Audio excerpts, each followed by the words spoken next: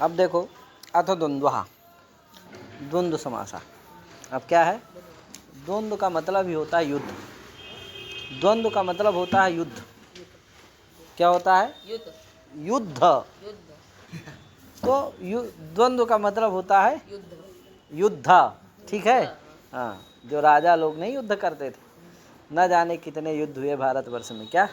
मुगलों के साथ युद्ध हुए, क्या अंग्रेजों के साथ हुए, फ्रांसीसियों के साथ हुए, पुर्तगालियों के साथ हुए, न जाने कितने युद्ध हुए। हाँ, अब जान गए युद्ध। हाँ, तो द्वंद्व मतलब होता है युद्ध।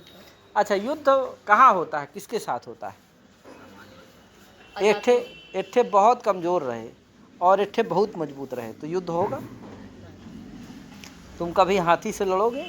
युद्ध करोगे? नहीं करोगे, क्योंकि क्या है वो, खली से करोगे? नहीं करोगे। जानते हो कि फेंक देगा, पता नहीं कहाँ चला जाएगा। क्या? हाँ, लेकिन नौरतन के साथ कर डालोगे। क्या? क्योंकि भाई जानोगे क्या है, साथी है, कूदे तो चलेंगे ही, फिर होगा जो होगा देखा जाएगा। क्या?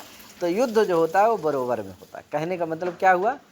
युद्ध जो होता है वो समान में होता है। समझे कि नहीं? सम बल जो होते हैं उनमें क्या होता है? युद्ध होता है। तो इसका मतलब है कि यहाँ द्वंद्व है तो यहाँ भी दो पद होंगे कम से कम। समास जो होता है वो दो पदों का होता है। अनेक पदानाम एक पदी भवनम समासः। अनेक पदों का एक पद हो जाना क्या होता है? समास होता है। तो बताओ, तो अनेक पद होंगे ही, मैंने एक से तो ज़्यादा ही होंगे, दो होंगे, बहुत भी होंगे। कहे तो जो दो पद होंगे, आप पदार्थ होंगे, तुम कुछ मत करो। जो दो क्या होंगे? पदार्थ होंगे। वो क्या होंगे? दोनों पदार्थ क्या होंगे इसमें? एक ठे कमजोर, एक ठे प्रधान, एक ठे अप्रधान होगा? क्या होंगे? हाँ, उभय पदार्थ क्या होगा इसमें? उभय पदार्थ क्या होगा? नहीं होंगे। उभय पदार्थ माने दो, उभय माने दोनों, दोनों पदार्थ क्या होंगे? प्रधान होंगे। तो द्वंद्व में क्या होता है? उभय पदार्थ प्रधान होते हैं। हाँ, इसीलिए केवल समास में आपने पढ़ा होगा कि उभय पदार्थ प्रधानो। पढ़ा ना? ये इसीलिए कहा है क्योंकि द्वंद्व में क्या होते हैं? उभय पदार्थ प्रधान होते हैं। हाँ, क्योंकि द्वंद्व माने युद्ध होता है। और द्वंद्व जो होगा, युद्ध क्या होता है? समबलों में होता है। इसी तरह द्वंद्व भी है समास। ये कहाँ होता है? दोनों पदार्थ जहाँ क्या होते हैं? प्रधान होते हैं, वहीं पास। हाँ, तो ये उभय पदार्थ प्रधानो द्वंद्व। जान गए? लक्षण घटा कि नहीं घटा? हाँ, अब आगे चलते हैं। पहला सूत्र है कौन सा? कौन सा है? चार थे द्वंद्व। क्या? चार थे द्वंद्व है कि नहीं? चार अर्थ और उसी का है अर्थ। चार थे, चस्य अर्थ चार था, तस्मिन चा के अर्थ में क्या होता है? द्वंद्व। जो द्वंद्व समास होता है वो चा के अर्थ में होता है। किसके अर्थ में होता है? हाँ, कहा भैया चा का अर्थ होता क्या है? तो कहा चार था, यानी चार था मतलब चार था। चस माने चकारस्य। चकारस्य अर्थ चार था, तस्मिन चार थे। चार थे, चकार थे न कर देना। चार थे, तस्मिन चार थे। चार्थ में क्या होता है? समास होता है, द्वंद्व समास। द्वंद्व समास होता है। कहा चार्थ भैया क्या है? चकारस्य कति अर्था भवन्ति। तो कहा चकारस्य चत्वारा अर्था भवन्ति। चार के चा के कितने अर्थ होते हैं? चार। कौन कौन भैया? देखो लिखा है, समुच्चय, अन्वाचय, इतरेतर, योग, समाहारस चार था। है कि नहीं? समाहारास चार था। कहा भैया समाहारास चार था। कहा चा के जो है चार अर्थ हैं। समुच्चय, अन्वाचय, इतरेतर, योग और समाहार। और समाहार है कि नहीं? समाहार का मतलब होता है समूह। ठीक है। तो कहा सबका भी अर्थ बताएगा कि समुच्चय किसे कहते हैं, अन्वाचय किसे कहते हैं। इसमें यही ज़्यादा है जी, बाकी तो सरल है। समुच्चय क्या चीज़ है, अन्वाचय क्या चीज़ है, इतरेतर योग क्या है, समाहार क्या है, ये सब चीज़ आगे बताएंगे जी। लेकिन अभी इतना आपको पता चल गया कि चा के कितने अर्थ होते हैं। चकार से कति अर्था भवन्ति, तो चत्वारा अर्था भवन्ति। कौन कौन भैया?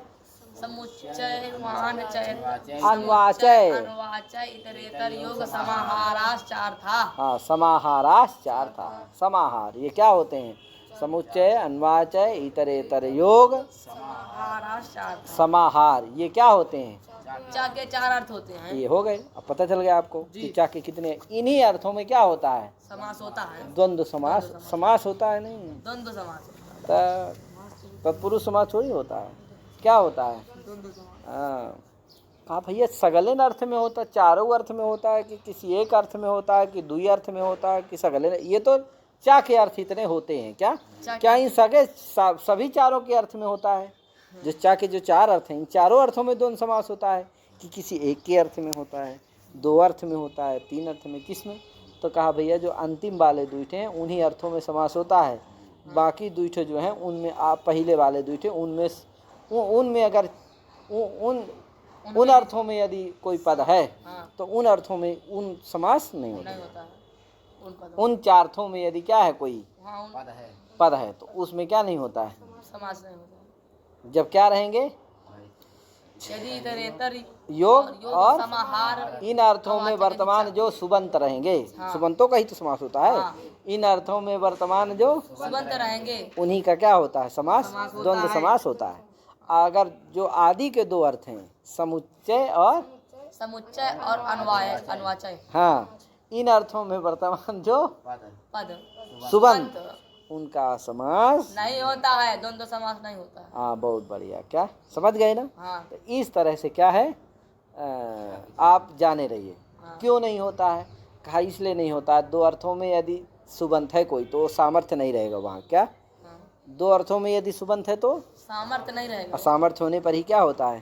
समास होता है। इन 2 अर्थों में रहेगा तो सामर्थ्य रहेगा। क्या तभी समास हो जाएगा। और समुच्चय अनुवाचय यदि इन 4 अर्थों में यदि कोई सुबंत है तो वहाँ समास नहीं होता। क्यों? सामर्थ्य नहीं। सामर्थ्याभावात् तत्र सामर्थ्यम न भवति। सामर्थ्याभावात् तत्र समास। कैसे सामर्थ्य नहीं है आगे हम बताएंगे। ठीक है भैया? सामर्थ्य कैसे नहीं रहता ये हम आगे बताएंगे। हाँ, उनके अर्थ के निरूपण के प्रसंग में हम क्या करेंगे? बताएंगे। निरूपणम करिष्यामः। अभी आप इतना समझ गए होंगे कि किन 4 अर्थों में सुबंतों का क्या होता है? समास होता है। किन 4 अर्थों में सुबंतों का समास नहीं होता है। इतना जान गए। चाके कितने अर्थ हैं ये भी जान गए होंगे आप। क्या है कि नहीं? तो ये यहाँ समझ गए। तो 4 थे द्वंद्व। हाँ, सुबंत आ जाएगा। कहे सुपा नहीं आता यहाँ। क्या नहीं आता? सुपा नहीं आता। हाँ, सुप जो प्रथमांत है वो आ जाएगा। हाँ, सुबंतम हो जाएगा। कहे तो 4 थे वर्तमानम सुबंतम, अनेकम आ जाएगा। तो 4 थे वर्तमानम अनेकम सुबंतम। समस्या समर्थम भी कह दो। 4 थे वर्तमानम अनेकम समर्थम सुबंतम। समस्यते सच द्वंद्व सहवा समस्यते सचा महाव्यासा का अधिकार आ ही रहा। ठीक है ना? तो ये अर्थ हो गया आपका। सूत्र का अर्थ हो गया। 4 थे द्वंद्व के जान गए। 4 थे वर्तमानम अनेकम समर्थम सुबंतम। सचा पुरुषान कर देना छोटू सचा द्वंद्व। हाँ, छोटू भी पाठ में आ गया। क्या अभी तक कौमुदी पाठ में कौन थे सब?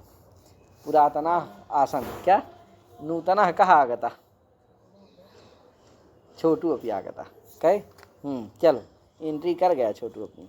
आगे अब आगे भैया बोलो। अब लिखा वही देखो, लिखा हुआ है अनेकम सुबंतम 4 थे वर्तमानम वह समस्यते। लिखा कि नहीं लिखा? वही मतलब है उसका। सद्वंद्व वो समास क्या होता है? द्वंद्व होता है। वह कहाँ से आता है? महाविभाषाधिकार से आता है। विभाषा का अधिकार है। ठीक है ना? उस विभाषा को क्या कहा जाता है? महाविभाषा। क्योंकि बहुत दूर तक उसका अधिकार जाता है, इसीलिए उसको क्या कहा जाता है? महाविभाषा। देखो यहाँ तक आ रहा पूरा। क्या है कि नहीं? इसीलिए क्या है वो?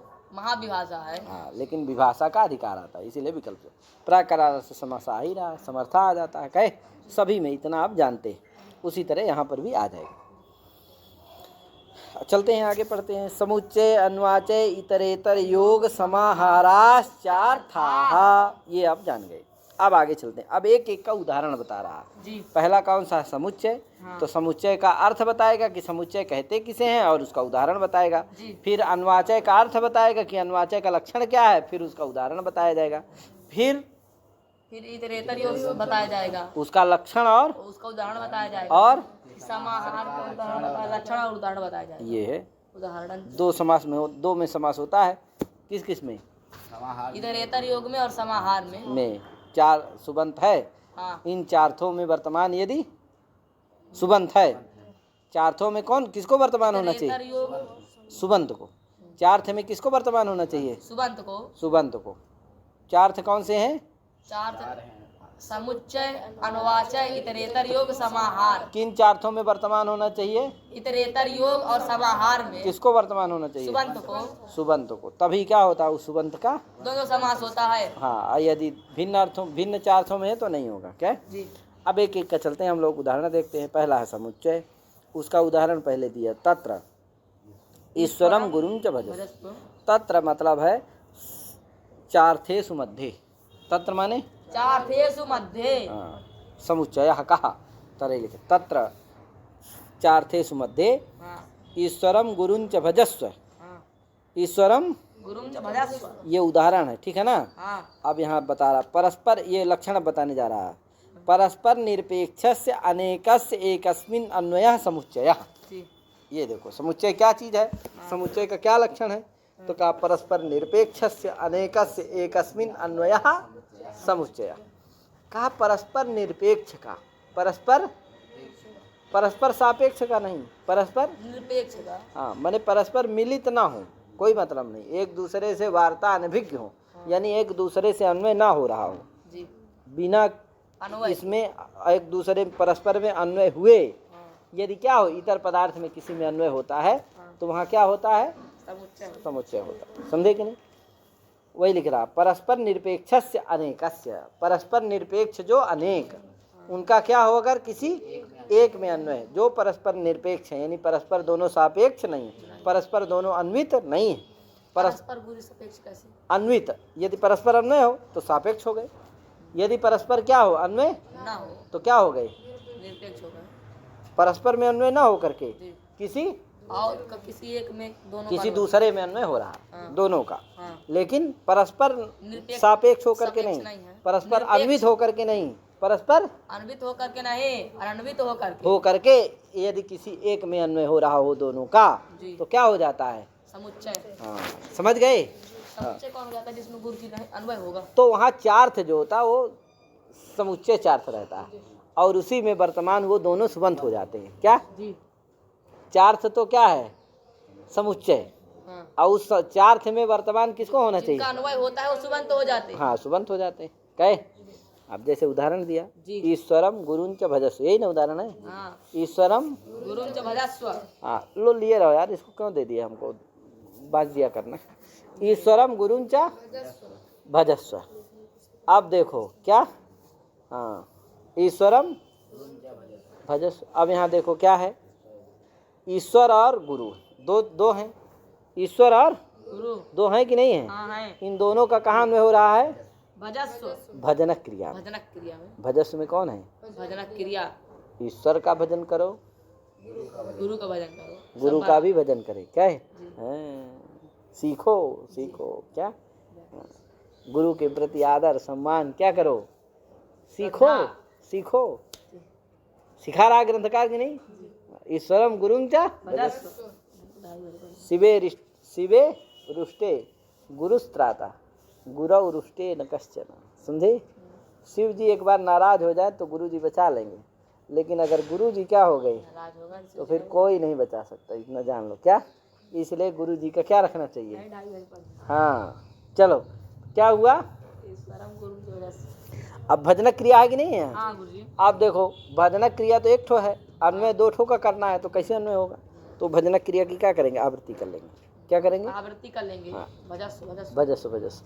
अब है तो भजनक क्रिया एक ही, उसी भजनक क्रिया में क्या करना है? ईश्वर का भी अन्वय करना है और गुरु का ही करना है। दोनों का कहाँ करेंगे? भजनक क्रिया में करेंगे। भजनक क्रिया में अन्वय करेंगे। एक में हो रहा है, किस में? भजनक क्रिया में अन्वय हो रहा है, हाँ। लेकिन हाँ।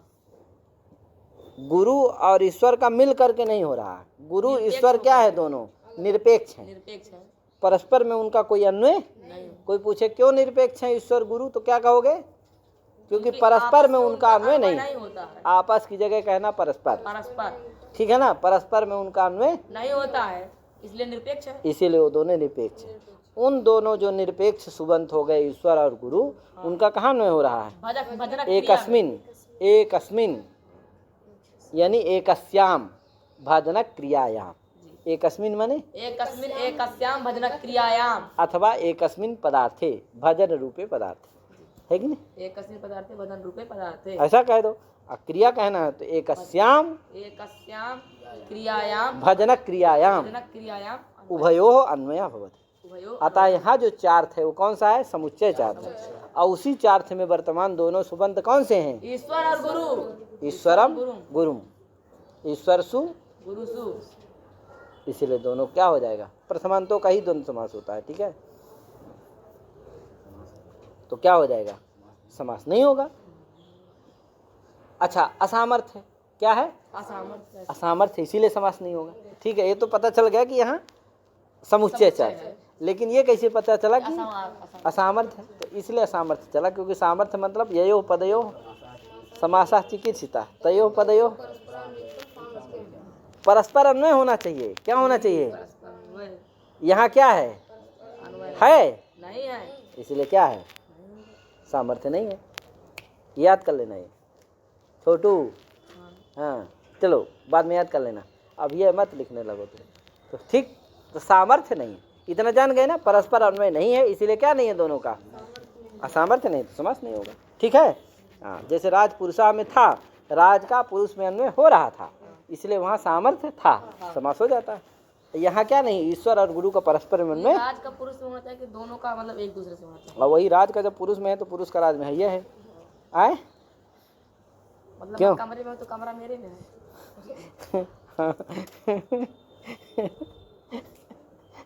छोटू है, खतरनाक है क्या, बड़ी शंका करता है। राज का और अन्वय, क्योंकि राज निरूपित सत्वान पुरुषा कहे, और राज निरूपित, हाँ, अब पुरुष निरूपित स्वामित्व विशिष्टा राजा, दोनों का अन्वय हो रहा है। क्या इधर इधर, इधर का इधर, क्या स्वस्वामी भाव संबंध से क्या होता है, राज का पुरुष में, इसलिए वहाँ तो सामर्थ्य है, लेकिन यहाँ पास नहीं है ईश्वर और गुरु में। हाँ, ईश्वर गुरु, क्योंकि दोनों का क्या नहीं है, निरपेक्ष है दोनों अन्वय ही नहीं हो रहा है। सापेक्ष नहीं है, इसीलिए सापेक्ष क्यों नहीं है, सापेक्ष नहीं, क्योंकि अन्वय ही नहीं होता है। हाँ, परस्पर में अन्वय नहीं परस्पर होता, अन्वय। इसीलिए निरपेक्ष। जान गए इतना, जी। आगे तो ये हो गया समुच्चय। आगे बोलो भैया, अन्वाचय का क्या है, भिक्षामटकाम चानय इत्यन्यतरस्यानुषंगिकत्वेन अन्वयो अन्वाचयः।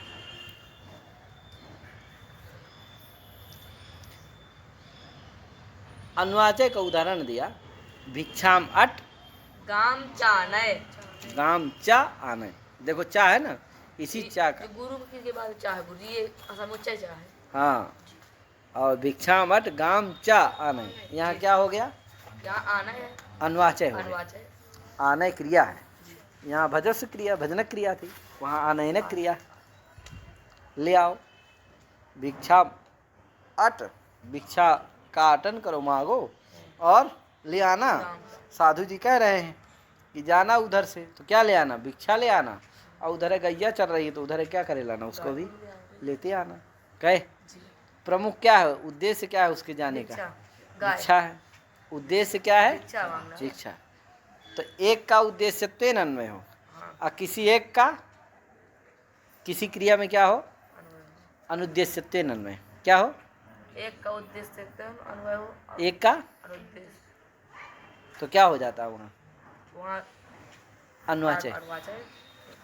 तो यहाँ हो कि नहीं है, एक का क्या है, एक का उद्देश्य ईश्वरम गुरुम चा भज नहीं, भिक्षाम अट गाम चान है। तो भिक्षा का क्या है, उद्देश्यत्वेन का अन्वय है, अटनक क्रिया में, मांगने में, क्या, और गाय को लाने का उद्देश्य, हाँ, गाय का उद्देश्यत्वेन है, अनैनक क्रिया में अनुद्देश्यत्वेन, इसलिए क्या हो गया, अन्य तरह से, अन्य तरह माने होता है किसी दो में से किसी एक का, यदि आनुषंगिकत्वेन, आनुषंगिक कहते हैं अनुद्देश्य की, आनुषंगिक मतलब अनुद्देश्य, हाँ, तो अन्य तरह से गो भिक्षा इति इत्यनयो मध्ये अन्यतरस्य, गो इत्यस्य, गो आनुषंगिकत्वेन अनुद्देश्यत्वेन आनेन क्रियायाम अन्वयो भवति। अतः अत्र अन्वाचे चार्थः वर्तते। अन्वाचे चार्थे वर्तमानं सुबन्तं वर्तते भिक्षा गो इति। अतः अनयोः समासः न भवति। कै किमर्थम? सामर्थ्याभावात्। कि दोनों का एक क्रिया अन्वयित नहीं है। क्या द्वंद्व में कौन सा सामर्थ्य होता है? एकक क्रिया अन्वयित रूपम सामर्थ्यम। एकक मिलित रूपेण एकक क्रिया अन्वयित रूपम सामर्थ्यम। ये द्वंद्व में क्या होता है? सामर्थ्य होता है। क्या होता है? एकक क्रिया अन्वयित रूपम, क्रिया अन्वयित रूपम सामर्थ्यम। क्या बोलो? मिलित रूपेण एकक क्रिया अन्वयित रूपम सामर्थ्यम। क्या? मिलित रूपेण एकक क्रिया अन्वयित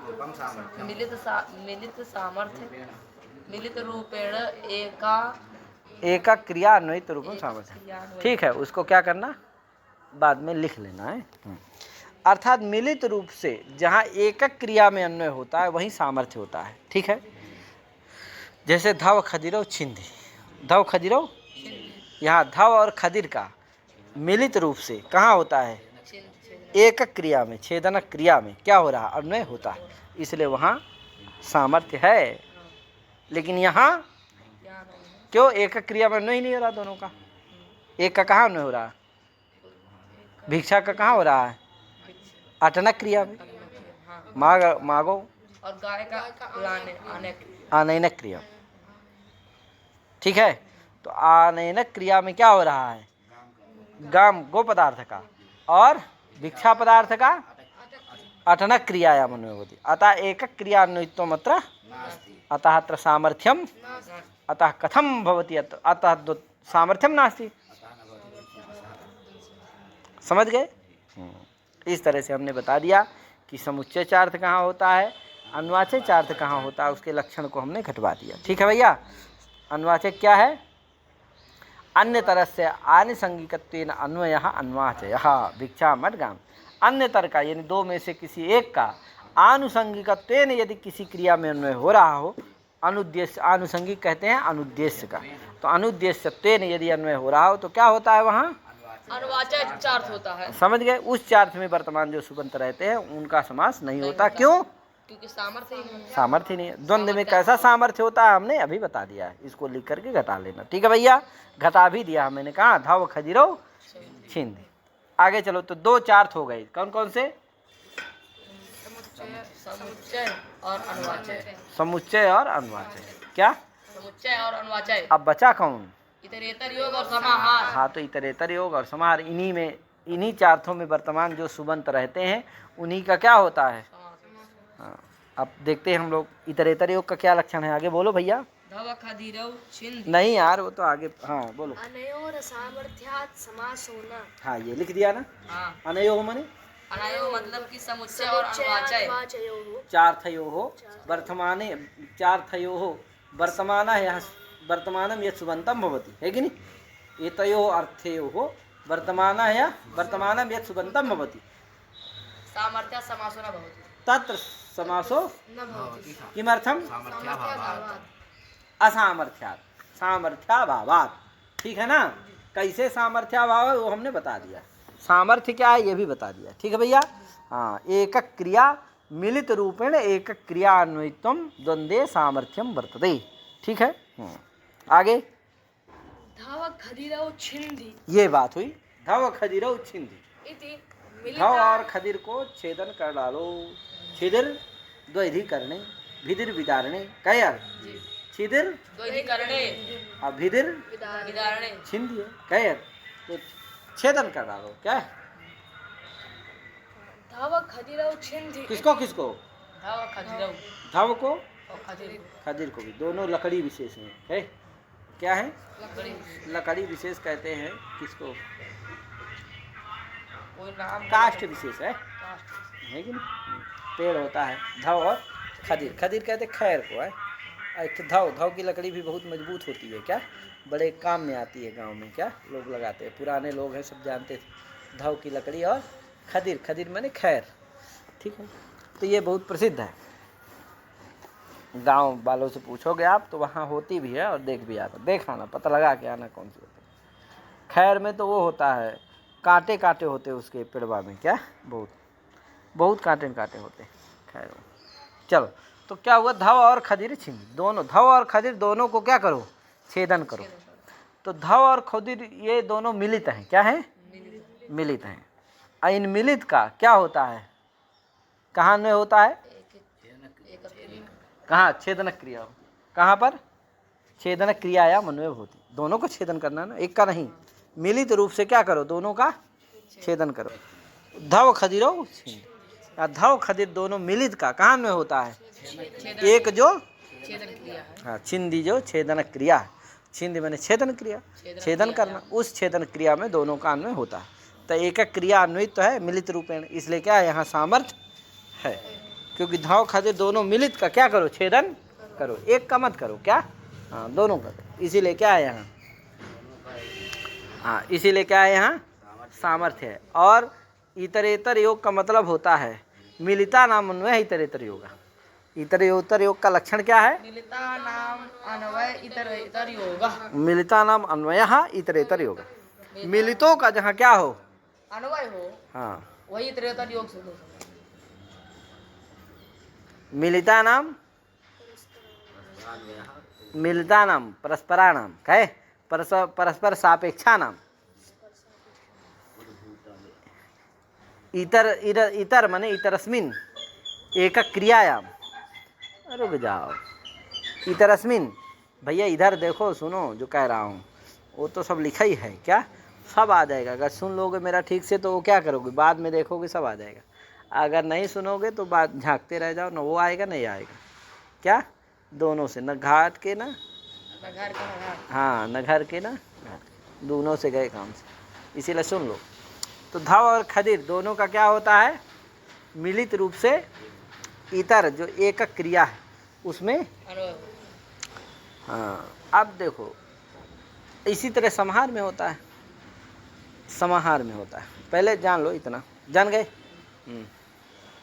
मिलिता नाम परस्पर अन्विता नाम, अन्विता नाम, अरे अन्विता नाम नहीं भाई, अन्विता नाम, मिलिता नाम परस्पर अन्विता नाम, इतरस्मिन् इतरस्मिन् एक क्रियायाम एक क्रियायां अन्वयो भवति, अन्वयो भवति इतरेतर योगा। हाँ योगा, योगा माने अन्वय, योगा का मतलब संबंधा होता है, संबंधा, संबंधा कैसा है यहाँ, अन्वय रूपा संबंधा, ठीक है ना भैया। तो इतरस्मिन् एक क्रियायाम मिलिता नाम अन्विता नाम यदि योगा अन्वयः भवति चेत किं भवति, इतरेतर योगा भवति। ये देखो इतरेतर योगा का अर्थ बता दिया मैंने, शब्दता कहे, हाँ तो हो गया धव खदीरो छिंद। और क्या है भैया, और क्या है,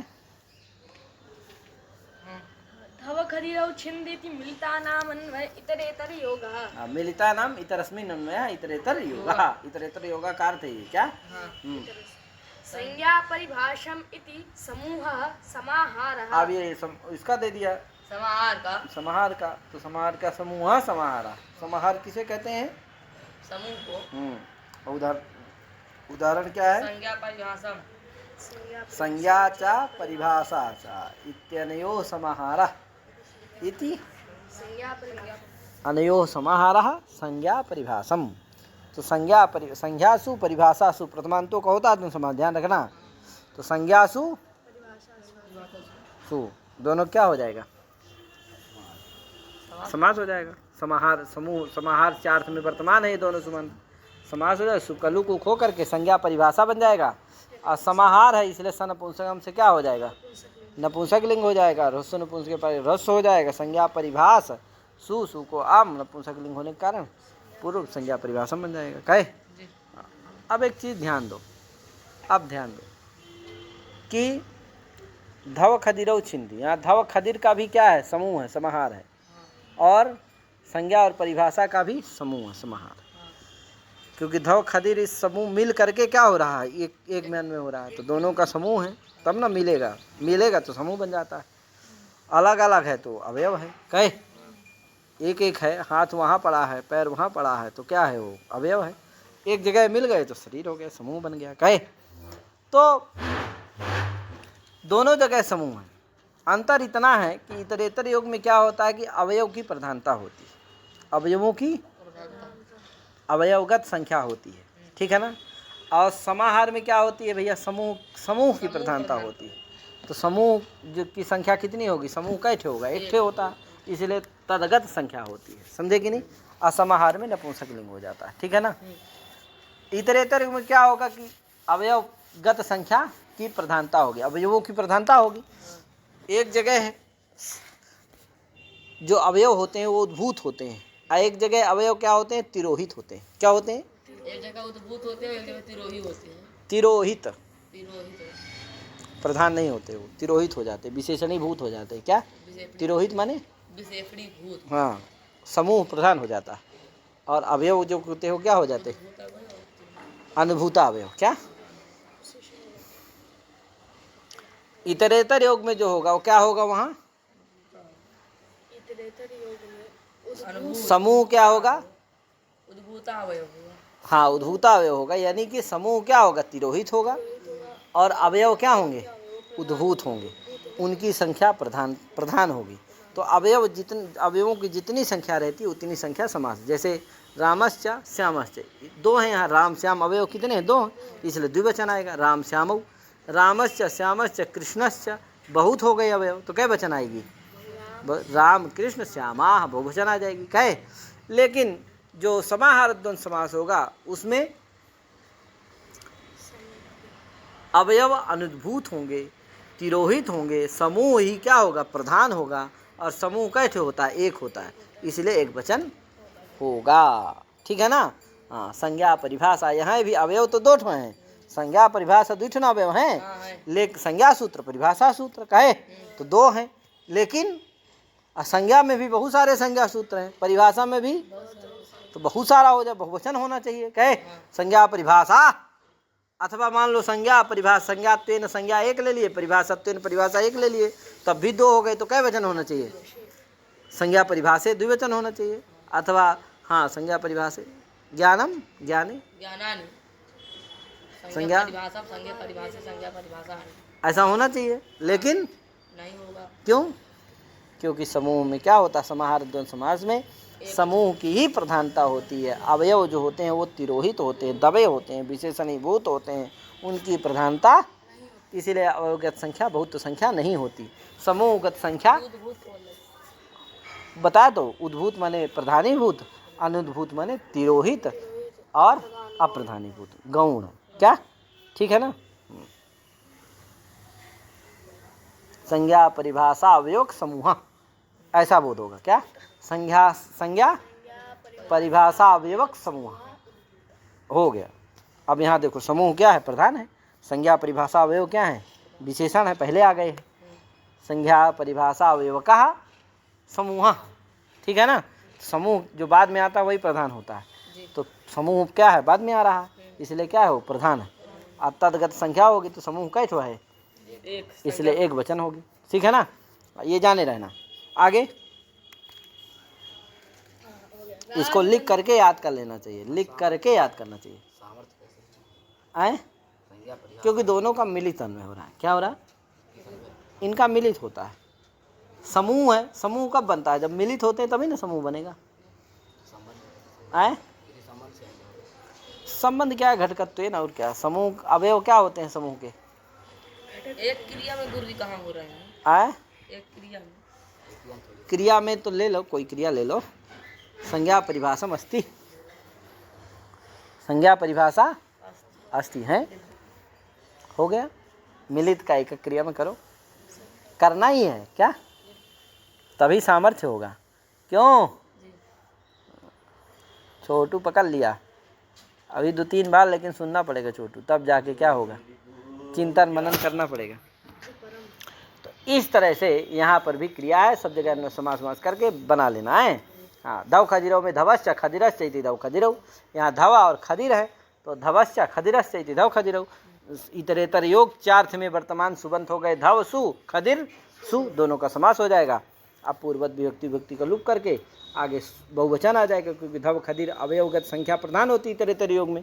अवयव कई थे हैं, दुई थे हैं, इसलिए द्विवचन आ जाएगा तो धव खदिरव बन जाएगा। कहे द्विगु में और समाहारत द्वंद्व समास में अंतर इतना है कि द्विगु समास जो होगा वो पंचानाम गवाम समाहारा, वो षष्ठ्यंतों का होता है। पंचानाम नहीं षष्ठ्यंत है, और जो समाहारत द्वंद्व समास होगा वो प्रथमांतों का होता है। प्रथमांतों का। तो अंतर है दोनों में कि नहीं है? ऐसा ही लोकप व्यवहार में देखा गया है। लोकप व्यवहार से अनुभूत है कि जो द्वंद्व समास होगा उसमें अनुभव ही कारण है, बस और कुछ प्रमाण नहीं है। क्या प्रमाण है? अनुभव ही प्रमाण है कि नहीं? हाँ, गाय का दूध मीठा होता है, क्या प्रमाण है?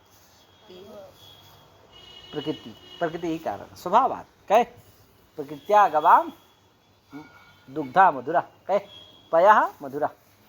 प्रकृत्या स्वभाव से ही क्या है? गाय का दूध मधुर होता है। लेकिन उसी तरह लोकप व्यवहार से ये सिद्ध है कि जो समाहारत द्वंद्व समास होगा उसमें प्रथमांतों का विग्रह होगा, और द्विगु समास वाला जो समाहार है कि तद्धितार्थोत्तर पद समाहारे च से विधीयमान जो समाहार में समास है उसमें षष्ठ्यंत होगा। ठीक है, दोनों उभयोर मध्य भेदः वर्तते। नास्ति वा भेदास्ति नास्ति अस्ति अस्तु तरहि गच्छामः अग्रे। अग्रे वदतु। राजदंतादिषु परम। अच्छा ये आ गया, इतना सब हो गया ना, इतना सब आगे। राजदंतादिषु परम, क्या राज दंतादिषु परम। हाँ, क्या कहता है? एषु पूर्व प्रयोगार्हं परम स्यात्। अब देखो, राजदंतादिषु परम, राजदंतादि एक गण है जी उसमें बहुत सारे शब्द पढ़े गए हैं। जी। तो राजदंतादिषु कहता है कि येषु पूर्व प्रयोगार्हं परम स्यात्। यही कहा, हाँ, येषु पूर्व प्रयोगार्हं परम स्यात्। अब ये आ गया पूर्व और पर प्रयोग करने के लिए, पर प्रयोग का व्यवस्था करने के लिए सूत्र आगे आ गए। समास द्वंद्व समास तो एक ही से होता है, वो सूत्र कौन सा है? चार्थे द्वन्द्वः। इसी तरह बहुब्रीहि समास भी एक से होता है। अनेक मन्य पदार्थे। अब आ गए आगे, राजदंतादिषु परम, येषु पूर्व प्रयोगार्हं परम स्यात्। हाँ, इनमें जो पूर्व प्रयोगार है उसका पर प्रयोग होता है। पूर्व प्रयोगार्हं परम स्यात्, पूर्व प्रयोगार है जो पद है उनका क्या होता है? पर प्रयोग हो जाता है। जिनका पूर्व में प्रयोग होना चाहिए उनका क्या हो जाता है? अर्हमन योग्य, अर्हे कृत त्रिश्च, है कि नहीं? अर्हमने योग्य, जो पूर्व प्रयोग के योग्य हैं उनका कहाँ होता है? पर में प्रयोग हो जाता है। जी। हाँ, आगे। दंता नाम राजानो राजदंता। दंता नाम राजानो राजदंता। दंता नाम राजानः, दंतों के राजा बीच वाले। कहे यही है, देखो बोल दिया चत्वारा, जो दिखे वही है। क्या? उपरिष्ठा, क्या लिखा?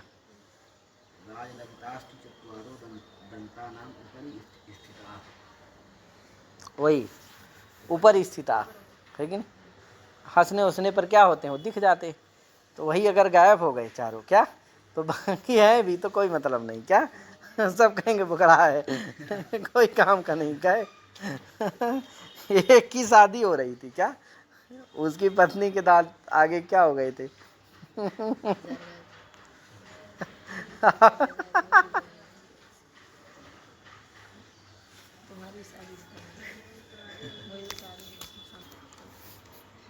तो देखने में एक बार वो देखा हो, ऐसे हंसी होसी वो पहले तो बड़ी गंभीर बनी थी, दिखी नहीं, तो एक बार उसको कुछ ऐसे हुआ होगा तो हंसी। गंभीर क्या छुपाए थी?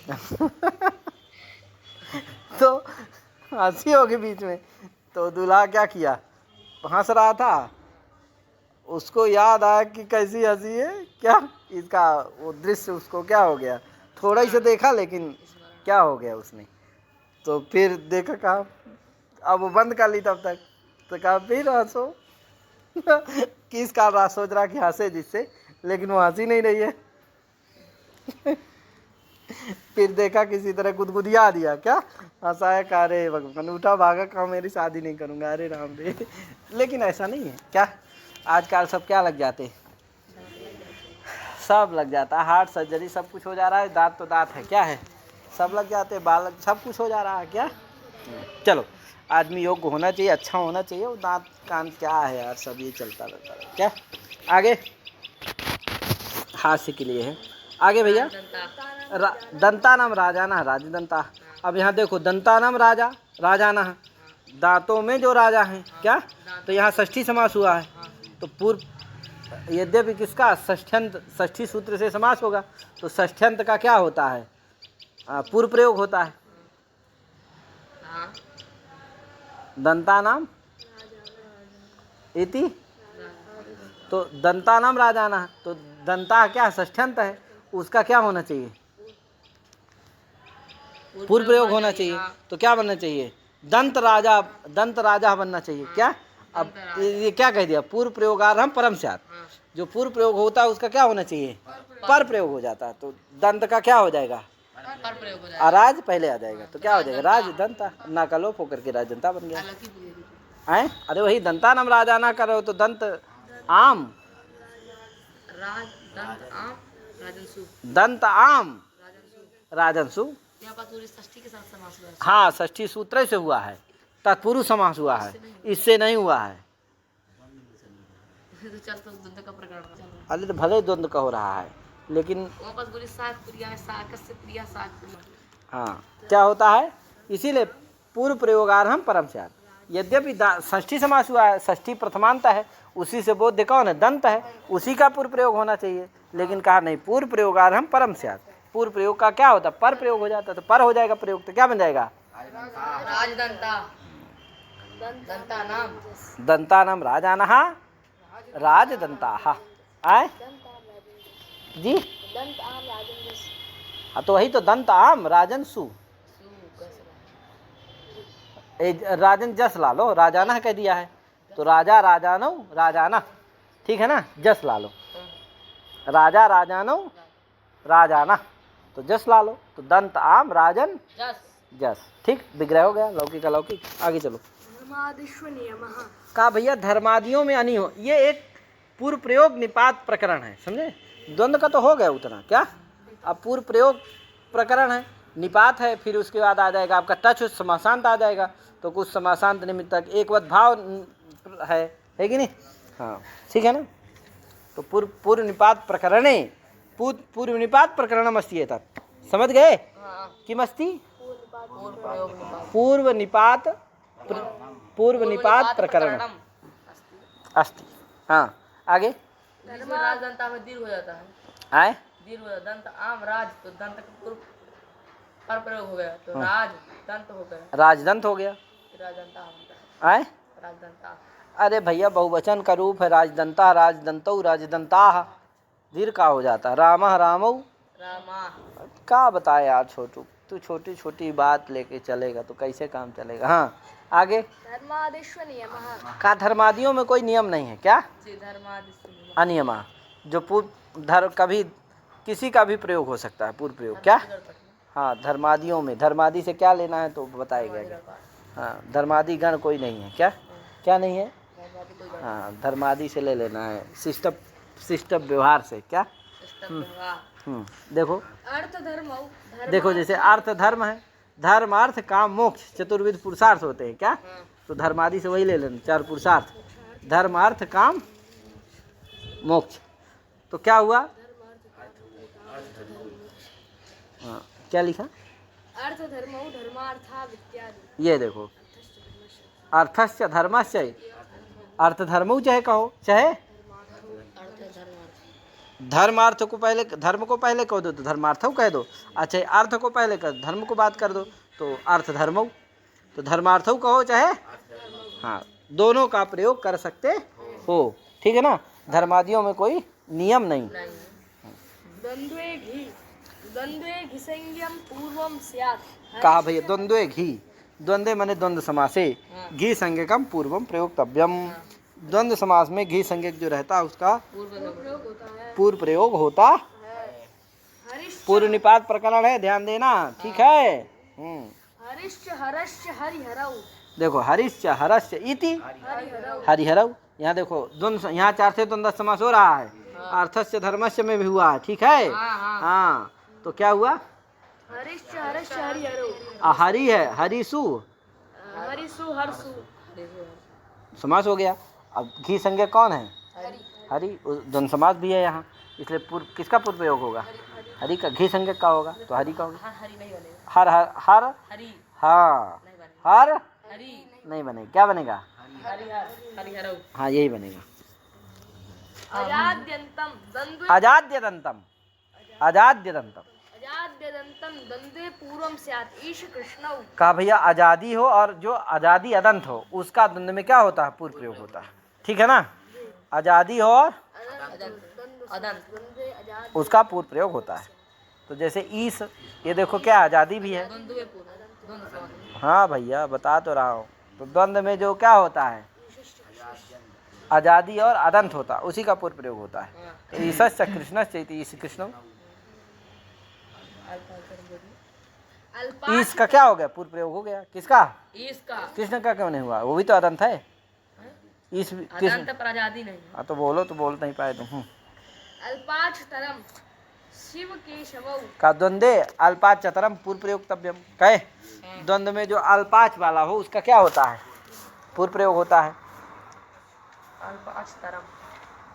पिता मात्रा मात्रा सहौ अल्पाक्ष वाले का तरम होता है। तरप प्रत्यय है। तरम हैं? तरम अल्पाच तरम। तरम है, वही तरप तमप होते हैं। अल्पाक्ष वाले से तरम प्रत्यय। अरे ये कहता है जो अल्पाच होते हैं उन्हीं का क्या होता है? क्या कहता है? जो अल्पाक्ष वाले अतिशय अल्पाच होते हैं उनका क्या होता है? दोनों में जो अल्पाच वाले हो उनका क्या होता है? हाँ अल्पाच वाला कौन है? शिव केशव। दो हैं, शिवस्य केशवस्य। शिव केशव। शिव क्या है? नहीं है अल्पच है। केशव की अपेक्षा क्या है? अल्पाक्ष। तो इसलिए क्या हो जाएगा? किसका प्रयोग होगा? शिव का तरम कौन है? अरे अति तरप तमप का क्या होता है? अतिशय अर्थ होता है। क्या होता है? अतिशायने तम विष्टु। चलो चलो जी, पहले पूरा करो फिर बता। पिता मात्रा पिता मात्रा। मात्रा साहुक तो पिता शिष्य थे। कहे पिता वा शिष्य। पिता वा शिष्य, वाह जोड़ लो। तो मात्रा, माता च पिता च। हाँ मात्रा तृतीयांत है और पिता प्रथमांत है, तो इसीलिए कहा मात्रा साहुक तो। माता के साथ यदि पिता का समास कहा जाए तो क्या होता है? पिता वा शिष्य। पिता वा शिष्य थे। पिता का एक शेष होता है विकल्प से, है कि नहीं? जैसे माता च पिता च इति पितरौ माता पितरौ हुआ।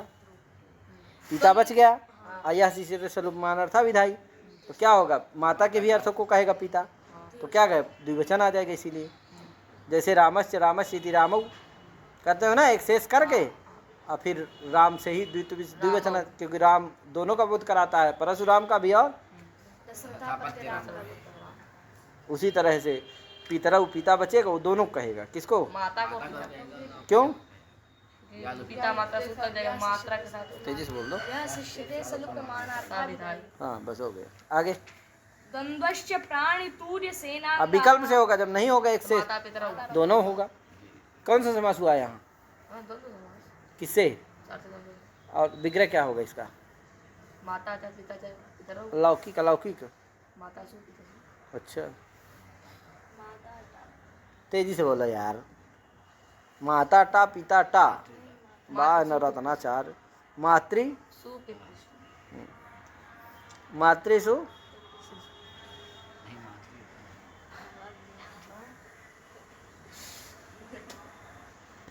क्या? मातृ और आनंग हो जाता है इधर। क्या मातृ में क्या आनंग? माता बन जाएगा क्या? अब पितृ और द्विवचन में क्या? पितरव। तो माता पितरव। द्वंद्वश्च प्राणि तूर्य सेनांगानां एषां द्वंद्व एकवत् प्राणि। ये एकवत भाव प्रकरण है। क्या है? एकवत् भाव। हाँ ये एकवत भाव करता है। कहा द्वंद्वस्य प्राणि तूर्य सेनांगानां। कहा प्राणि तूर्य, तूर्य कहते हैं वीणा संगीत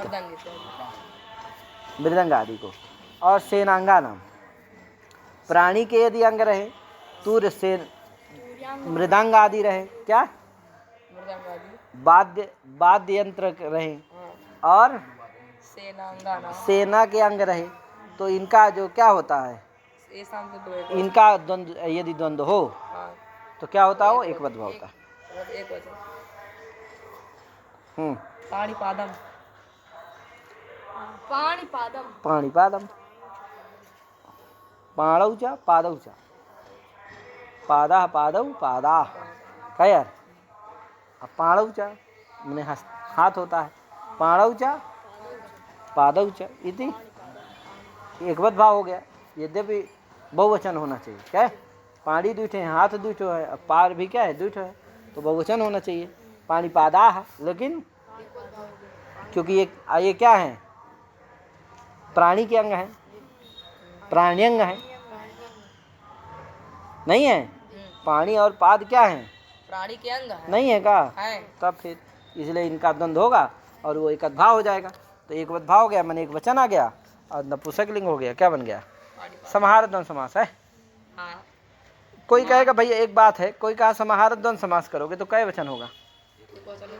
होगा ही, एक वचन होगा ही, एक वचन ही होगा, ऐसा बोलो, समाहार नहीं होगा, एक वचन होगा ही, तो एक वचन हो ही जाएगा, तो काम अपने से इसको करने की जरूरत है, हैं? तो कहा कि ये हाँ। क्या इसमें प्राणी के करने की जरूरत है क्या, अरे प्राणी और पाद का समाहार द्वंद्व समास होगा, और क्या हो जाएगा, वो एक वचन से हो ही जाएगा, तो इसको करने की जरूरत है, नहीं। तो फिर कहा ये नियम करेगा, ये एकवद भाव प्रकरण नियमार्थम। एकवद भाव प्रकरण क्या है कि इनका समाहार द्वंद्व समास ही होता है, इतरेतर द्वंद्व समास, ठीक। प्राण्यंग तुर्यंग और सेना अरे जो इन्हीं भर का नहीं, जो भी एकवद भाव के प्रकरण में है पठित है, सबका क्या होता है, नियम करता है क्या होता है, समाहारी वद समासा, हाँ समाहार ही द्वंद्व समास होता है, कौन नहीं होता, इतरेतर योग संबंध, नहीं होता, ठीक। इसी नियम के लिए क्या है, एकवद प्रकरणम वर्तते, ठीक। और नहीं तो समाहार द्वंद्व करने से एक वचन सिद्ध ही था, एकवद भाव करना व्यर्थ हो गया, क्योंकि एकवद भाव करने का फल केवल यही था कि जिसे एक वचन हो, वो तो समाहार द्वंद्व करके ही सिद्ध ही था।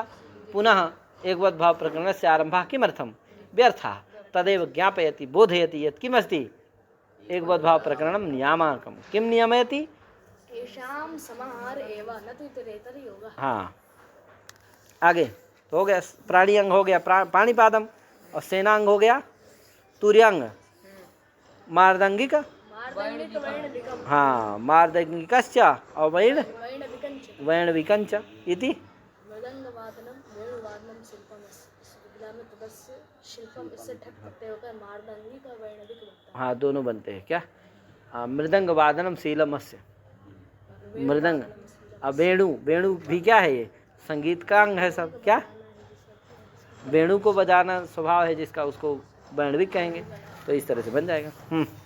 रथिकाश्वारोहण वेणु वादनम शीलम अस्य इति वैणविकम, वैणविकं अब मृदंग वादनम शीलम अस्य इति शिल्पमस्य शिल्पम अस्य, कौन सूत्र है, तदस्य शिल्पम तदस्य शिल्पम, हाँ ठीक है। रथिकाश्वारोहण रथिका अश्वारोहम, रथिकाश्च अश्वा, अश्वारोहश्च, अरे रथिकाश्च भी बोल सकते हो बहुवचनांत में, और अश्वारोहाश्च इति रथिका अश्वारोह, आए, हाँ रथिका है, रथिका माने जो, रथिका का भी मतलब है रथ में जो रहने वाले सेना है, रथ में बैठ करके जो आक्रमण युद्ध करने वाले जो सेना है उसको क्या कहें, रथिका कहेंगे। और अश्वारोहा जो अश्व में आरोहण करते हैं उसको क्या कहेंगे, अश्वारोह। तो अश्वारोही सेना है एक ठो, और एक ठो रथिक सेना है, ये सेना के ही अंग हैं। सेना तो एक बहुत व्यापक सेना है, क्या, उसी में कई प्रकार की सेना है, तो ये सब क्या है, सेना के अंग है। तो बता दिया गया, प्राणी अंग भी हो गया, तुर्यंग भी हो गया, सेनांग भी हो गया, रथिका स्वारोहम। आगे द्वंद्वाच्युदशहान्तात् समाहारे ये आ गया, कहा भैया द्वंद्वात् चवर्गान्तात् दशहान्ताच्च द्वंद्वाट्टच स्यात् चुद असहांतात समाहारे, यानी चित माने क्या है, चवर्गांतात गांतात और अशहांतात असहांतात, दांतात।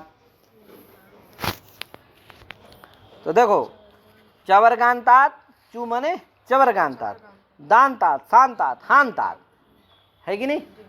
द्वंद्वात, द्वंद्व समासात, परह समासांतः टच प्रत्यासात समाहारे, ये अर्थ हो जाएगा, ठीक है ना। अर्थात ऐसा समाहार द्वंद्व समास जो चवर्गांत हो अथवा दांत हो अथवा शांत हो अथवा हांत हो, ऐसे द्वंद्व समास से परे समासांत टच प्रत्यय होता है समाहार अर्थ की प्रतीति होने पर। समाहार में जो द्वंद्व समास हुआ वो, ठीक है ना। हाँ, उदाहरण दे रहा, चांत का, हांत का और चांत माने चवर्गांत का, हांत का, दांत का, शांत का, सबका दे रहा उदाहरण। बोलो। वाक् च त्वक् च ये देखो चवर्गांत का हो गया, वाक् त्वचम वाक् च त्वक् च दोनों चवर्गांत कहेंगे नहीं। वाक् त्वच इति वाक त्वच हो गया, और वाक त्वच क्या है, चवर्गांत द्वंद्व है, इससे क्या हो जाएगा, टच हो जाएगा। समाहार में भी है वाक्चा त्वक्चा इत्यनयो समाहारा वाक त्वचम, समाहार द्वंद्व में समास हुआ है, ठीक है ना। तो वाक त्वच आगे टच, टच में आ बचा, मिला दो वाक त्वच, आगे सु आ गया, सु को अब हो गया वाक त्वचम। पूर्व से आए त्वक् सृजम त्वक सृजम, त्वक्चा स्रक्चा इत्येतेषां समाहारः अनयो समाहारा। अनयोः दो है ना भैया, अनयोः ध्यान रखना, जब दो हो तो अनयो बोलो, और जब बहुत हो तो इति एतेषाम, त्वक् च स्रक्ष इत्यनयोः समाहारः तत् समाहारः। ठीक है। हाँ, तो तक स्रज है, चवर्गांती है, भी जा है अंतिम में, तो यहाँ भी हो तो सृजम हो गया। आगे समीदृशतम समीदृशदम, समीचा च दृशच्च दृशच्चा, यहाँ भी चवर्गांत, समाहारः समीदृशदम, यादवर्ग है। यहाँ दांत है क्या, दांत समीचा दृशच्चा, तो दृशद है, हाँ ठीक है, दांत है ये। वाक् तुषम वाक चतुर्चा वाक् चतुर्च इत्यनयो समाहारः वाक् तुषम वाक्तुषम, तो शांत हो गया ये। छत्रोपानहम छत्रम च उपानहं च, उपानच्च हाँ उपानच्च, हाँ उपानह क्या बनता है, उपानह शब्द का क्या बनता है, तो छत्रंचा उपानहौचा, उपानह माने जूता होता है, तो उपानह कैसे होंगे, दुठ होंगे, इसीलिए उपानहु कर दिया है, ठीक है ना। हाँ, कोई किठ एक थोड़ी पहनेगा, कोई दुठ पहनता है, कहीं मेला ओला में जाता है, एक खो जाता है तो दूसरे को भी फेंकी जाता है, फिर और दूसरे की पहन होता है। अब भले पहना है, दूसरे को पहने ना पहने, कुछ लोग होते हैं अच्छे लोग नहीं पहनते हैं क्या, कुछ लोग सोचे कि चलो ये छोड़ गया बेचारा तो पड़ा ही रहेगा, तो इनको पहने ले चलते हैं, क्या है। हाँ, तो तरह तरह का है, सबका अपना बुद्धि है, क्या करोगे। हाँ, तो छत्रंचा उपानहौचा इति एतेषां समाहारः इति उपानहम, इत्ते छत्रोपानहम, हांत है, टच हो जाएगा, छत्रोपानहम। टच नहीं होता सब जगह तो सु का लुक हो जाता, ठीक है ना, हल्के अभ्यास से क्या हो जाता, सु का लोप हो जाता, तो छत्रोपान और धत्व आदि होते कुछ तो दूसरा रूप बनता, ये नहीं बनता क्या। समाहार किम प्राविट सरदव, का भाई समाहार क्यों कहते हो, तो प्राविट्चा सरच्चा इति प्राविट सदव इतरेतर एकदम समास हुआ है, यहाँ कौन न हुआ, कौन नहीं हुआ है, हाँ, इसलिए यहाँ समाहार नहीं है। तो यद्यपि प्राविट सरद दांत है, लेकिन द्वंद्व समास भी है, लेकिन फिर भी टच नहीं होगा, क्यों, हाँ क्या नहीं है, समाहार, हाँ समाहार नहीं है, इसलिए नहीं होगा। कौन है, तो इतरेतर होगा, ठीक, इसलिए समाहारे कहना चाहिए। इनकार जो क्या है, हो गया ना।